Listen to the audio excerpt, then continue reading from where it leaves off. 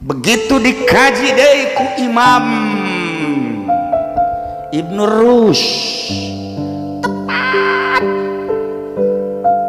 aslina Ibnu Rushd sam pemikir Islam, jarak 500 itu lamun dijelaskan 70 juta mil antara planet.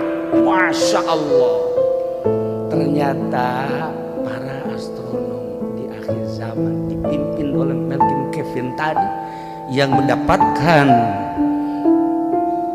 mendapatkan hadiah Nobel dari 11 profesor dunia, dari Apollo 8 sampai Apollo 10, menang nyokot dan tidak pemahaman Ibnu Rushd sekaligus tina Imam Jalaluddin Rumi. Betapa tidak hebatnya Islam, betapa tidak indahnya Islam kalau para profesor-profesor dunia mengambil dari para pemimpin-pemimpin Islam. Wah, Islam luar biasa. Dicekal ku maranehanana, barang dicekal ku Ki Jamal jadi PDAE. Islam merosot. Gusti Allah, ya Allah.